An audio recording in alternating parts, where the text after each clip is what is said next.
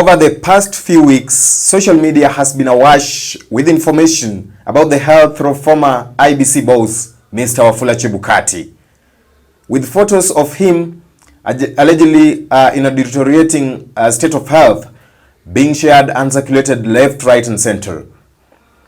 People leaking this information, according to the information that we have, could potentially be some of the medics that are tending to him, since his condition and health have been a private affair to his family. Welcome to the Bold Analysis. My name is Frank Oduor.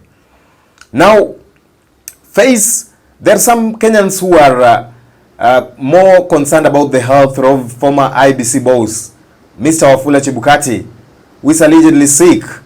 And for one, some of the Kenyans are feeling, or one of the reasons as to why they are talking about the health of the former IBC boss is that he could be the face of, there are a section of Kenyans that are feeling that he's the face of Kenyans' problems, especially after the results of the 2022 general elections that had some integrity issues over the manner in which he handled them.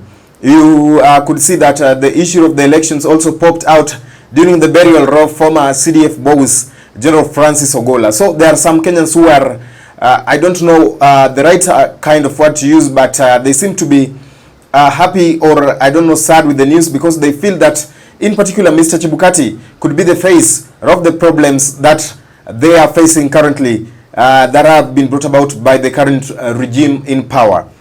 So you can remember that some few weeks ago, Mr. Chebukati actually failed to secure a slot as a judge of the appellate court after he had allegedly failed to get the minimum requirements to pass the interview that was being held by the Judicial Service Commission.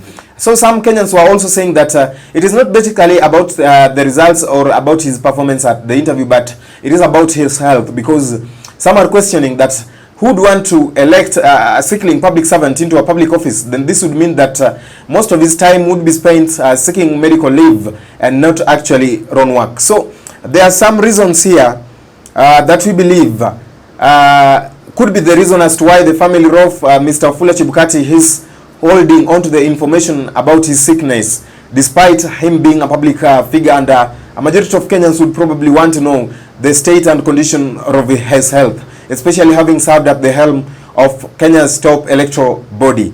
Number one, there is public anger, or somebody would say, in other words, public rage, after the general elections that were held in 2022, especially the support base that is inclined to Azimio leader Raila Odinga, who feel that Chebukati did deny them a victory.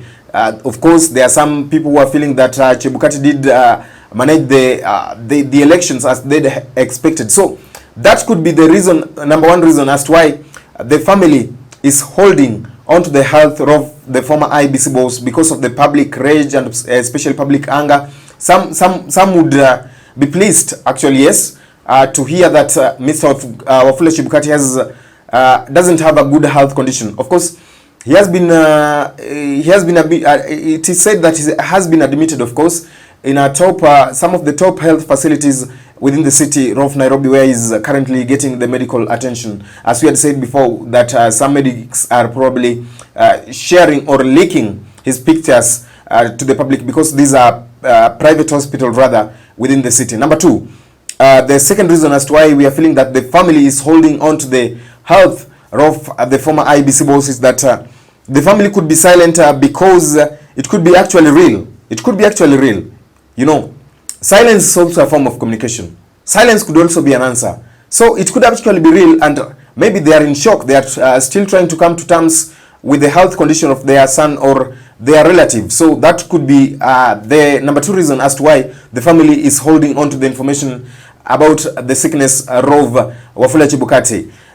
So we are not saying that it is a bad thing to be sick. You know, he is human, and he's not immune to all diseases or any kind of sickness. Number three, the third reason as to why we are feeling as to why the family of Mr. Wafula Chebukati is holding on to the information about his health could be because they would not want to expose him because he would lack the public goodwill. You know, he's been looking into the public service in a bid to get into the public service or get a plum government job. So if the health of his is leaked to the public, or the information could be shared, then there would be public outrage or public saying about who would want a sick public servant in office. So some Kenyans would actually potentially come out up in arms, castigating the appointing authorities, that is, for appointing a sick public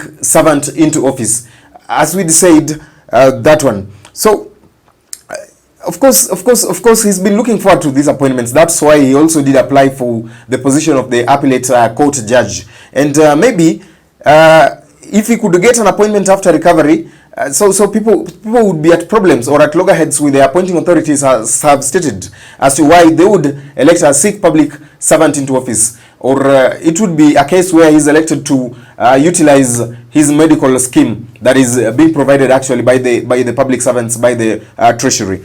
The other reason, that is reason number 4, as to why the family could be potentially holding on to the health of the former IBC boss, Mr. Wafula Chebukati, is that they are probably avoiding media engagements, and thus they don't want any publicity. You know, once the media gets wind of his sickness, then this could be potentially a national news that could trend potentially, and it could potentially trend even over our boundaries about his sick state of health, because there are sections especially for those who supported the former Premier Raila Odinga. That is a section of the Azimio supporters who would wish, I don't want to be in their category, but they would wish something such of sort to befall the former IBC boss.